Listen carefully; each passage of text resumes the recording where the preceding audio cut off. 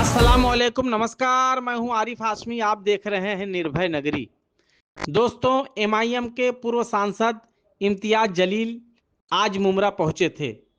इम्तियाज जलील के मुमरा पहुंचने पर मुमरा कलवा विधानसभा अध्यक्ष सैफ पठान ने अपने तमाम कार्यकर्ताओं के साथ रेती बंदर के पास दत्तूवाड़ी में उनका स्वागत किया, सत्कार किया। फिर ये काफिला जो है सिलफाटा स्थित एसके वैली पहुंचा। वहां पर एमआईएम की तरफ से एक पत्रकार परिषद का आयोजन किया गया था, जहां इम्तियाज जलील मीडिया के सामने मुखातिब होते हुए ये कहा कि शहर यूनुस शेख ने जो कुछ बोला है, हम और हमारी पूरी पार्टी उनके साथ खड़ी है। शहर ने तो सिर्फ मुमरा को हरा करने की बात कही है, मैं पूरे महाराष्ट्र को हरा कर दूंगा। बाद में उन्होंने कहा पूरे महाराष्ट्र को हरा भरा कर दूंगा। और साथ ही उन्होंने किरीट सोमैया को तोतला बोलते हुए कहा कि अगर तू हमारे लोगों के पीछे पड़ा तो हम तेरी ब्लू फिल्म पूरे चौराहे पर हर जगह लगाएंगे। दोस्तों, तो उस पत्रकार परिषद में इम्तियाज जलील ने और क्या कुछ कहा है, आइए जानते हैं। आजच्या या पत्रकार परिषदेच्या निमित्ताने मी मुंब्रा आणि कलवा या जनतेचा मी आभारी आहे की ज्यांनी यावेळी आम्हाला भरभरून मतदान दिलेले आहे। याच्या व्यतिरिक्त मुंबईमध्येही आम्हाला चांगलं यश मिळालेलं आहे। 8 सीट्स आम्ही जिंकले आहे आणि पूर्ण महाराष्ट्रामध्ये सांगायचे असेल तर 125 सीट्स जिंकून खूप भरारी आम्ही घेतलेली आहे। आणि जेव्हा या पक्षाच्या बाबतीत लोक बोलायचे जातीवादी पक्ष आहे, असा पक्ष आहे, तसा पक्ष आहे, आणि आता सुद्धा ज्या प्रकारे सोशल मीडियावर आणि काही मीडिया चॅनल्सवर डिबेट्स सुरू आहे की एमआयएम इतका मोठा कसा होऊ शकतो। संविधानाने आम्हाला अधिकार दिलेला आहे आणि देशामध्ये मला असं वाटत नाही कोणता दुसरा नेता असदुद्दीन ओवैसी साहेबपेक्षा जास्त मोठा आहे, जे वारंवार लोकसभेमध्ये संविधानाला आपण कशा वाचवू शकतो, या देश संविधानाप्रमाणे आपल्याला चालवायचं आहे, हे वारंवार ते लोकसभेमध्ये बोलत राहिलेले आहे। पण दुर्दैवाने या देशामध्ये मागच्या 10 वर्षामध्ये जेव्हापासून भारतीय जनता पार्टी सत्तेमध्ये आली तर त्या दिवसापासून या देशाला आपल्याला हिंदू राष्ट्र करायचं, भगवाकरण करायचं या देशाचं, आणि कशा प्रकारे जाती धर्मामध्ये तेढ निर्माण करण्याचं काम फक्त सत्ता घेण्यासाठी जे राजनैतिक पक्ष हे करत आहे आणि त्याची निंदा करतो। आणि जेव्हा हे याची निंदा करतो त्याच्यामध्ये सर्वप्रथम भारतीय जनता पार्टी, त्याच लाईनमध्ये एकनाथ शिंदे साहेबांची शिवसेना, अजितदादाची एनसीपी, हे सगळं याच्यामध्ये सामील आहे की आता आपल्याला सत्ता पाहिजे तर कोणत्याही लेव्हलवर आपल्याला जायचं आहे। जाती धर्मामध्ये तेढ निर्माण करून आपण कुर्सी कसं आपली घेता येतं याच्या बाबतीत या पक्षांनी काम केलेलं आहे।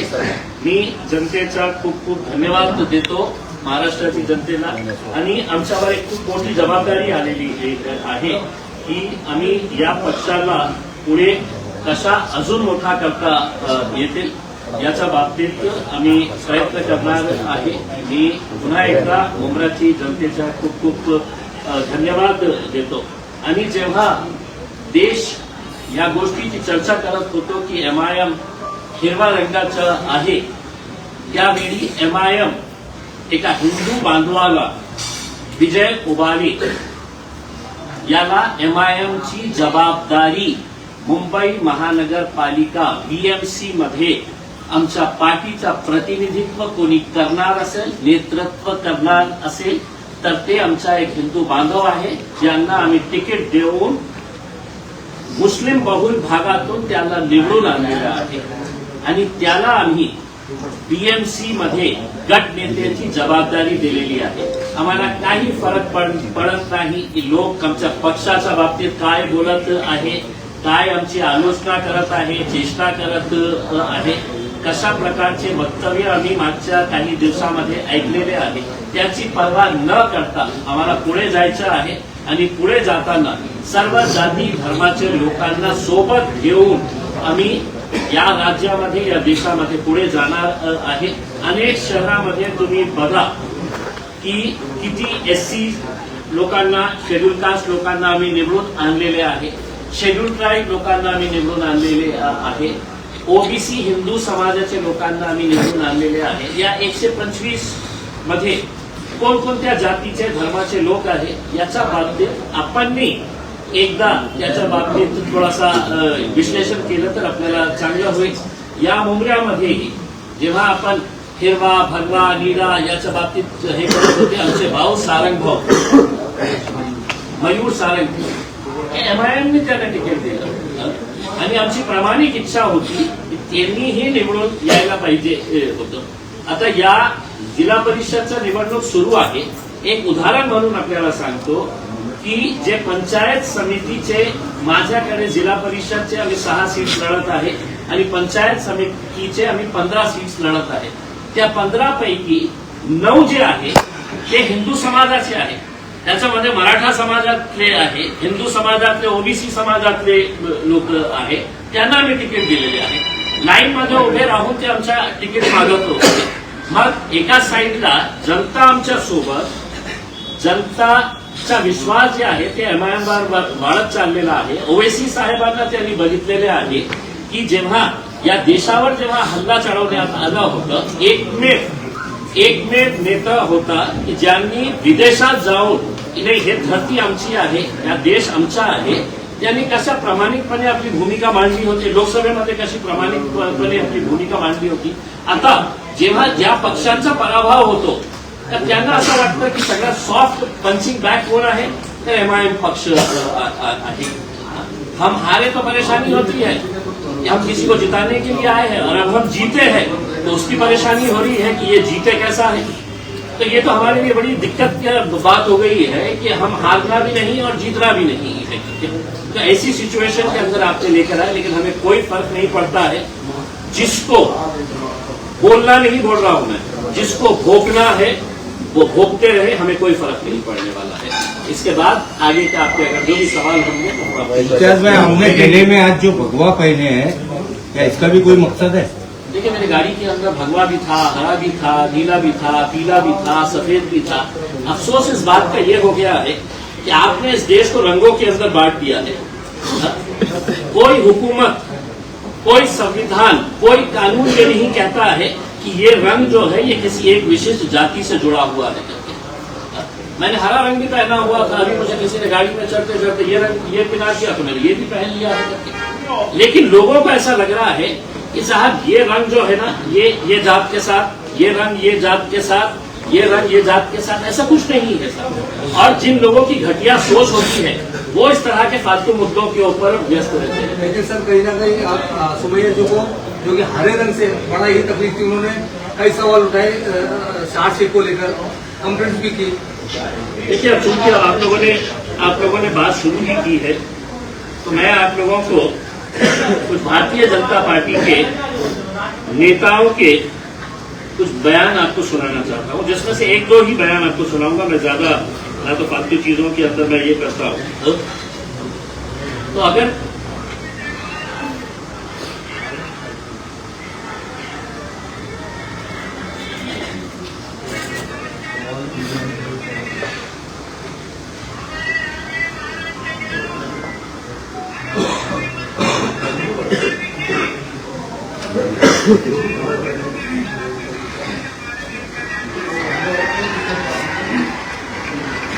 तुम्हारे मस्जिदों के अंदर आकर घुसकर तुम्हें मारेंगे। मैं अब मुंब्रा की पुलिस से एक सवाल करने के लिए आया हूं। इसको नोटिस दिए थे आपने? हर रोज अहमदनगर का एक MLA अजीत पवार की पार्टी का मुसलमानों के खिलाफ जहर उगलता है। भाजपा की एक महिला है, हर रोज मुसलमानों के बारे में जहर उगलती है। कितने लोगों को आपने नोटिस दिए हैं, मुझे ये बताइए। क्या कानून इनके लिए अलग है? क्या कानून हमारे लिए अलग है? सिर्फ एक तोतला आके यहाँ पर खड़ा हो जाएगा 2-5 लोगों को लेकर। तो मैं मुंद्रा पुलिस को ये कहना चाहता हूँ, अगर ये तोतला जितने लोग तुम्हारे पुलिस स्टेशन में लेकर आया, उससे 10 गुना लोग हैं तो मैं तुम्हारे पुलिस स्टेशन में लेकर आ सकता हूँ। हमें कोई इसका है तो राजनीतिक कोई खेल नहीं खेलना है। हम जीत कर आए हैं, हमारी जिम्मेदारी बड़ी है। हम सभी जात, धर्म और मजहब के लोगों को साथ में लेकर चलना चाहते हैं, लेकिन एक बच्ची के बयान के ऊपर आप इतना बड़ा बवाल मचा दे रहे हैं। देश भर में है तो डिबेट चल रहा है, यानी कि देश भर के अंदर और कोई मुद्दा बचा ही नहीं है करके, और वो आके कहते हैं कि नहीं साहब हमने है तो कंप्लेन दे डाले है, एक्शन लेना। किस कानून के तहत एक्शन लेना है? मैं उस तोतले से पूछता हूँ, बताओ मुझे कौन से कानून के तहत। मैं मुंद्रा की पुलिस से ये सवाल करने के लिए आया हूँ, कौन से कानून के तहत तुमने है तो ये नोटिस दिए है हमारी बच्ची को? इम्तियाज भाई हुकूमत, एक सुनिए, पहले हुकूमत आपकी है तो क्या मतलब ये है कि कानून आपके हिसाब से चलेगा? किस सेक्शन के अंदर में है तो आपने ये दिए हैं? क्या ऐसा आपको ये लगा है? ये इनके भारतीय जनता पार्टी के बिल्ले रोज है तो मस्जिदों में घुस के मारेंगे, पाकिस्तान चले जाओ, तुम्हारे बाप का सूरत तक तुम देख नहीं पाएंगे करके ये इस तरह के बयान देने वाले महाराष्ट्र की पुलिस क्या इन लोगों की गुलाम हो चुकी है? मुंद्रा की पुलिस इतनी डरती है कि ये 4-6 चिल्लर लोग आ जाते हैं और है तो आप नोटिस इशू कर देते हैं। किस बुनियाद के ऊपर आपने नोटिस इशू किए? और मैं एक मर्तबा आप सुन लीजिएगा, हमारी ये जो बच्ची चुनकर आई है शहर, उसके स्टेटमेंट से हम कतई किनारा नहीं कर रहे हैं, बिल्कुल नहीं कर रहे हैं। हम पूरी तरह से पूरी मजबूती के साथ मजलिस इत्तेहाद और मुस्लिमीन एक बार फिर से कहकर जा रहे हैं कि सिर्फ मुंद्रा की क्या बात कर रहे हैं तो आने वाले वक्त के अंदर हम महाराष्ट्र के अंदर हम अच्छा खासा हरे रंग को फैलाएंगे।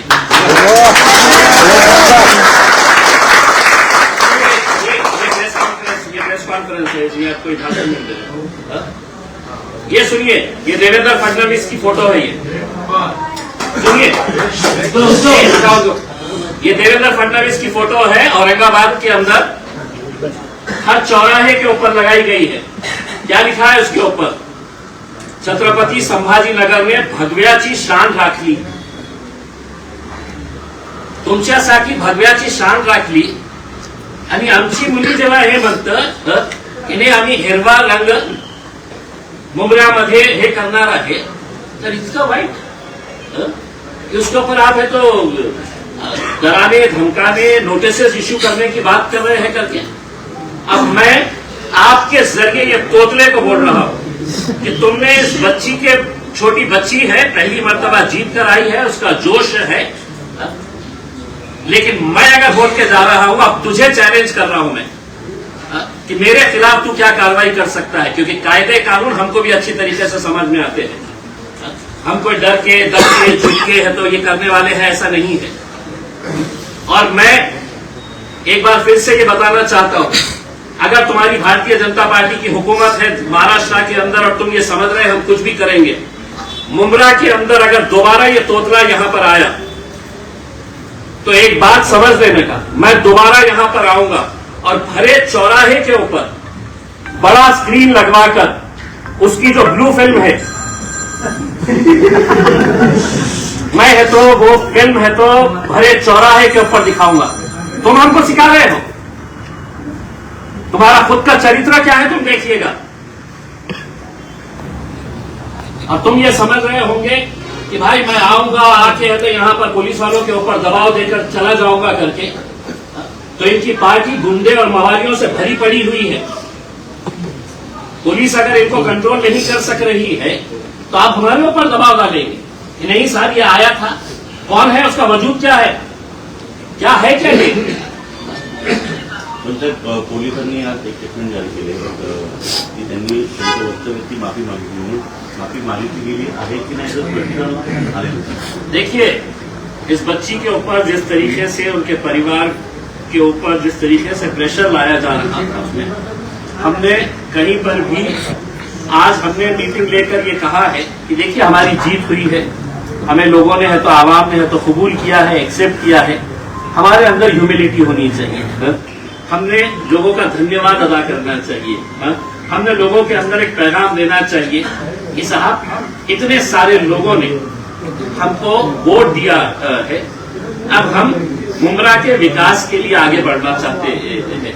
मुमरा का विकास करते वक्त जब हम सड़क की बात कर रहे हैं तो सड़क के ऊपर कोई एक जाति के लोग नहीं चलने वाले। जब हम कचरा उठाने वाले हैं तो वो कचरे की बदबू सिर्फ एक समाज को सताती है, दूसरे समाज को सताती है, ऐसा नहीं है। ड्रेनेज अगर है, इंफ्रास्ट्रक्चर अगर नहीं है, तो ये सब चीजें जो है हम मुमरा के विकास के लिए, लेकिन सारे लोगों को तकलीफ इस बात की सता रही थी कि एमआईएम 125 सीटें कैसा जीत गई, गोवंडी के अंदर है तो हमने मुंबई में 8 सीटें कैसा जीत गए हैं, मुमरा के अंदर हमने 5 सीटें कैसा जीत गए हैं करके। भाई आप लोगों की ये जिम्मेदारी थी कि एक यंग लड़की, पढ़ी लिखी, हाईली एजुकेटेड बच्ची, जिसको कितने दिन सताया गया है उसके परिवार वालों को कि हम टिकट दे रहे, अभी दे रहे, सुबह दे रहे, रात में दे रहे, आधी रात को दे रहे हैं करके, उसमें मेहनत करे, रास्ते के ऊपर आए, लड़े झगड़े, उसके ऊपर पुलिस नोटिस दे रही है। और नोटिस देकर हमने कल साफ कर दिया था, मैंने खुद ने, मेरे पार्टी के अध्यक्ष बैरिस्टर असदुद्दीन अवैसी साहब ने, पार्टी वाले हैं, पुलिस वाले आके उठा के लेके जाएंगे, ये करेंगे करके उसके अंदर, तो आज ये स्टेटमेंट शहर का खत्म हो चुका है। अब इम्तियाज जलील ये स्टेटमेंट देकर जा रहा है और वो तोतले को बोलकर जा रहा है, तू एक बच्ची को बच्ची समझकर तू समझ ये कर रहा था, अब मेरे खिलाफ तुझे क्या कार्रवाई करने का है। सर लिखित में पुलिस को माफीनामा दिए क्या? एक लेटर वायरल हुआ है, एक लेटर वायरल हुआ है जो कॉपी टू किरीट सोमैया है और वो पुलिस ने दिया है, और उसमें उन्होंने कहा है कि शहर ने नोटिस के बाद पुलिस डिपार्टमेंट में आकर स्टेटमेंट दिया है और उस स्टेटमेंट में लिखित में उस अपने बयान के लिए शहर ने माफी मांगी। काय आहे की शहरला आम्ही प्रश्न विचारला होतो याच्या बाबतीत आणि तिला स्पष्टपणे आम्ही सांगितलं होतं कोणत्याही प्रकारे आपल्याला माफी मागायची नाही आहे, आणि तिला जे स्टेटमेंट त्यांनी दिलेली आहे त्यांनी स्पष्टपणे सांगितलेले आहे की मुंबईला हिरवा करायचा आहे, मुंब्राला सॉरी, जशा गिरीश महाजन नाशिकला सगळं हिरवं जे होतं ना ते कापण्याची तयारी करत होते ते। गिरीश महाजन को है तो नासिक से है तो हिरवा चाहिए ही नहीं था, पूरी का पूरा नासिक एक साथ आ गया है कि नहीं, बोला साहब हमको हिरवा बचाने का है करके, हरियाली बचाने का है करके उसमें। आप इसको इस नजरिए से क्यों नहीं देख रहे हैं कि 26 जनवरी आने वाला है और शहर ने अपनी यंग टीम के साथ ये फैसला किया था कि हम मुंब्रा के अंदर हरियाली ही हरियाली लगाएंगे करके, मुंबई को हरा भरा कर देंगे करके। और ये तो सिर्फ मुंब्रा को हरा भरा करने की बात कर रहे हैं, हम तो देश को हरा भरा करने की बात कर रहे हैं। आपको हरा ऐसा लग गया कि ये तो कोई तो भी आतंकी शब्द है, ये तो एक कोई तो भी दहशतगर्दी का कोई तो भी एक शब्द का इस्तेमाल किया गया है करके उसने। देवेंद्र फडणवीस अपना होर्डिंग लगाकर ये कह सकता है कि छत्रपती संभाजीनगर में भगवाकरण केलेला आहे करके। इम्तियाज भाई इसी सवाल में आपने मराठी में जवाब की शुरुआत की थी, वही जवाब हिंदी में दो है। प्रश्न आज आहे की त्यांनी मागितली हे दिला आहे का पोलीस स्टेशनमध्ये, पोलिसांचं अधिकृत पत्र आहे, माफीनामा दिला आहे, पोलिसांनी सांगितलं बाईट पण दिलाय, अधिकृत माफीनाम्यामध्ये त्यांनी असं जबाब काय इतकी लाचार, इतनी लाचार मुंब्रा पुलिस को चंद मवाली गुंडे भारतीय जनता पार्टी के पदाधिकारी होंगे, लेकिन मैं समझता हूं कि मुंब्रा के सीनियर पीआई साहब ने वो तोतले से पूछना चाहिए था कि भाई तू वो बच्ची के बारे में है तो सवाल उठा रहा है, ये तेरा एक वीडियो देखा है क्या करके। सीनियर साहब को मैं भिजाऊं क्या उनका वीडियो, किरीट सोमैया का वीडियो भिजाऊं मैं? तो आप इस बच्ची के ऊपर, उनके परिवार वालों के ऊपर जितना प्रेशर लेकर आ रहे हैं, अब अगर ये बच्ची को ऐसा लगता है कि मेरे ऊपर बहुत ज्यादा प्रेशर आया है, मेरे काम का फोकस हट रहा है, इतने ज्यादा हेट मैसेज सोशल मीडिया के ऊपर उसके खिलाफ ये किया जा रहा है, एज इफ कोई एक नया टेररिस्ट इस देश के अंदर आ गया है करके। भाई हरे रंग का उन्हें भगवे रंग का बोले है करके। इस देश के अंदर एक नचनिया है, सुनिए, हर दूसरे दिन मुसलमानों पाकिस्तान चले जाओ करके, क्यों? उसके जहेज में आया था हिंदुस्तान के। आप बोलते रहेंगे और हम खामोश रहना, ये अगर आप उम्मीद कर रहे हैं तो हमारी एक बच्ची अभी नई नई राजनीति के अंदर आई है, आप उसको दबा सकते हैं, लेकिन हम उसके साथ पूरी तरीके से खड़े हुए हैं और जो जिस लहजे के अंदर सवाल करेगा उसी लहजे के अंदर हम उसको जवाब देंगे। सर, इस मामले में आपकी सीनियर, जब ये मामला आप सुने नोटिस का और उसके ऊपर दबाव बनाने का, तो आपने यहाँ के सीनियर डीसीपी कमिश्नर से आपने बात किया कि आपको किस बात की नोटिस? मैंने किसी से भी, किसी पुलिस अधिकारी से बात नहीं किया मैंने, और मैं समझा नहीं जरूरी इन लोगों से बात करना करके। तुमने नोटिस दिए, हम उस नोटिस को तो सुप्रीम कोर्ट तक लेके जाने की हमारी तैयारी। इम्तियाज भाई, आप भी राजनीति में आने से पहले पत्रकार थे, ऐसे ही सवाल आप भी किया करते। शहर के स्टेटमेंट में कौन सा पार्ट आपको ऑब्जेक्शनेबल लग रहा है? कोई भी नहीं, इसीलिए तो मैं बोल के जा रहा हूँ ना। शहर में तो सिर्फ मुमरा के बारे में बोली है कि मुमरा को हरा करना है, मैं तो पूरे देश को हरा करने की बात कर रहा हूँ, हरा करने की बात कर रहा हूँ, देश में झाड़ लगाने की बात कर रहा हूँ, पेड़ पौधे लगाने की बात कर रहा हूँ। उन्होंने अगर झाड़ लगाने का वर्ड बोला होता तो माना जाता, उन्होंने सिर्फ हरा बोला गया, तो लोगों का यही कमेंट है। ये लोगों का नहीं है, कुछ फालतू लोगों का है, जिसको पर्सनल कम होती है ना, वो कुछ ना कुछ तो भी ढूंढते रहते हैं। डिप्टी सीएम एकनाथ शिंदे कह रहे हैं कि मुमरा तो बहुत छोटा है, थाने पूरा भगवा है, तो ये छोटे मोटे नेता छोटी मोटी बात क्या करके करेंगे, इसका क्या करेंगे?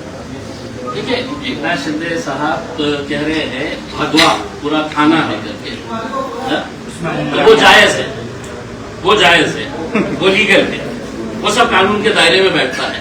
और अगर मैं ये कह रहा हूँ कि मुमरा हरा है, मुमरा हरा भरा है, तो उसमें है तो पूरा कानून का उल्लंघन हो गया है और देश के अंदर कोई गंभीर मुद्दा बचा नहीं है। पिछले कितने दिन हो गए, रोज सुबह दोपहर शाम रात बस टीवी खोलो तो मुमरा हरा हिरवा, इसी के अलावा कोई दूसरा अहम मुद्दा बचा ही नहीं है। इम्तियाज भाई, अभी और आपका एकनाथ शिंदे साहब हमको नहीं बताए। अगर एकनाथ शिंदे साहब के लिए अगर मैं मुक्त होगा तो फिर मेरे हिसाब से उनके लिए भी तकलीफ हो जाएगी। अब हम सुनकर आए हैं,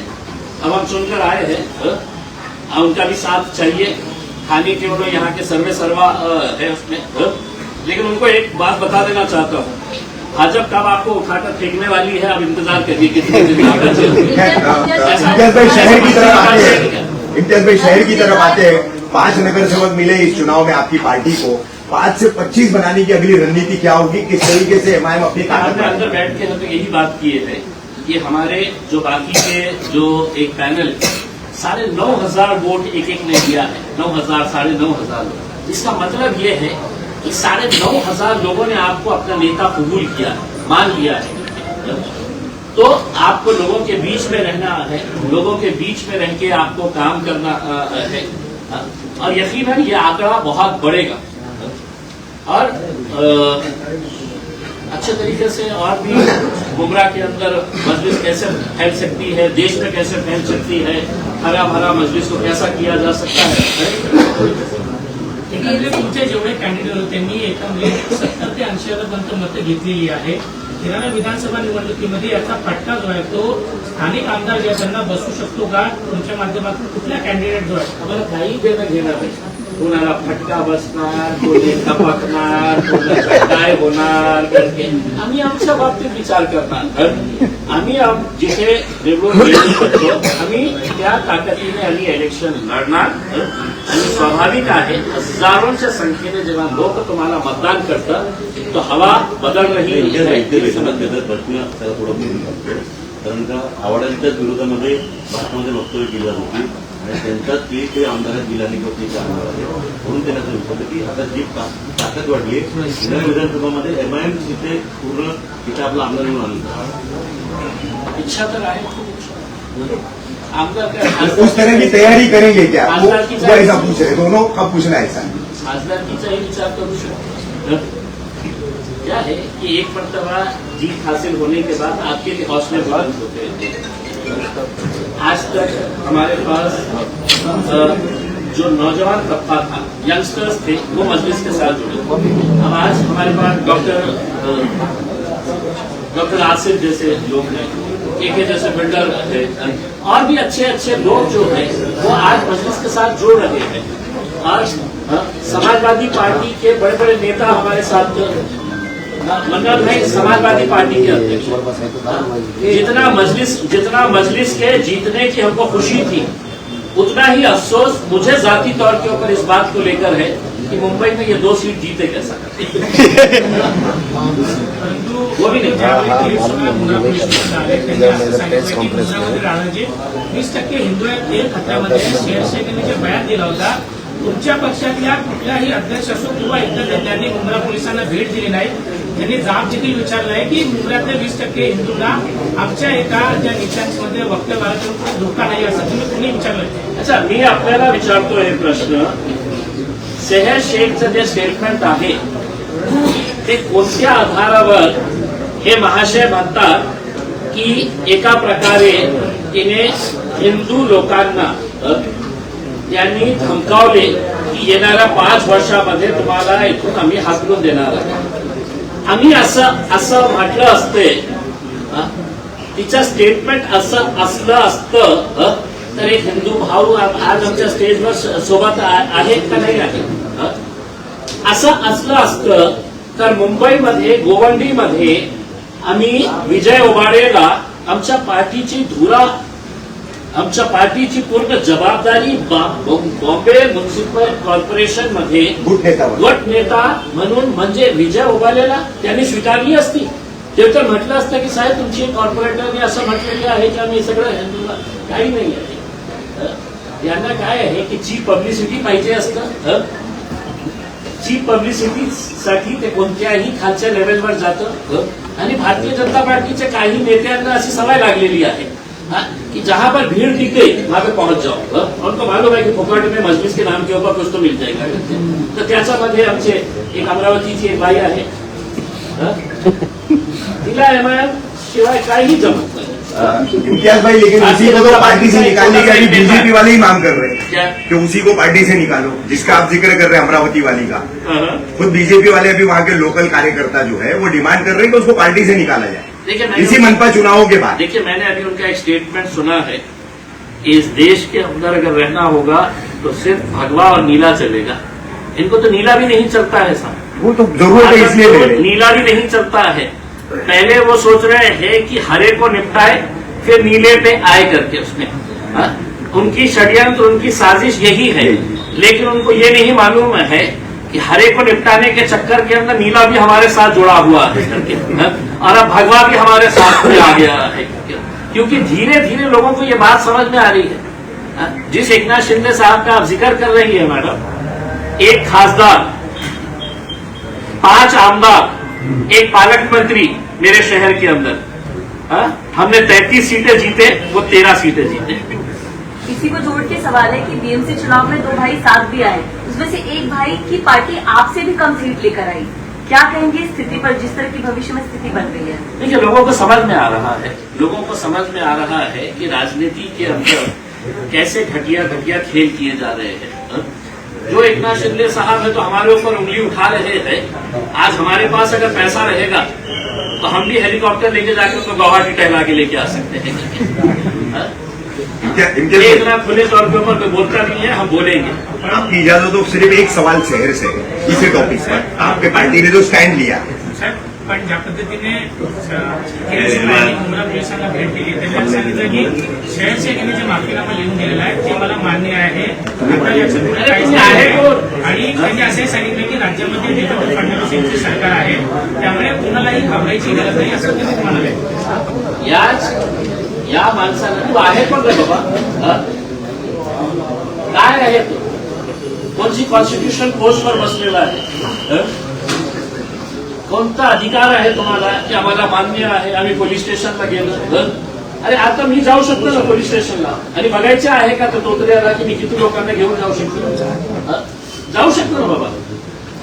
आणि असं दाखवायचं की म्हणजे खूप मी महान आहे, खूप मोठा नेता आहे. अरे चिल्लर आता आम्ही घेतच नाही त्यांना. म्हणजे माझ्यासाठी म्हणजे हे गिरीश सोमय्यासारखे चिल्लर लोकांना मी एकदम भावच देत नाही आहे. त्यांचं काम काय राहिलेलं आहे? शहरामध्ये जायचं तुमचं बद तिथे पैसे खातात का? पुलिस वाले परेशान हो जाते साहब, मेरे बड़े पुलिस वाला बोला साहब तो उसमें आता है हमको कुछ प्रॉब्लम हो जाता है, मैं क्या बोलता है और हमको समझ नहीं आता। तो अब ये लोगों को क्या हो गया है कि इनको ऐसा लगता है कि हम एमआईएम के अगेंस्ट नहीं बोले तो हमको मीडिया वाले दिखाएंगे नहीं, मीडिया वाले हमारे पीछे आएंगे ही नहीं करके उसमें। तो एमआईएम के खिलाफ बोलते रहो तो मीडिया वाले मुंह लेके घूमते रहेंगे उसमें। शहर मैं बोल दिया हूँ ना शहर की एक मिनट माध्यमातून नहीं, शहर जो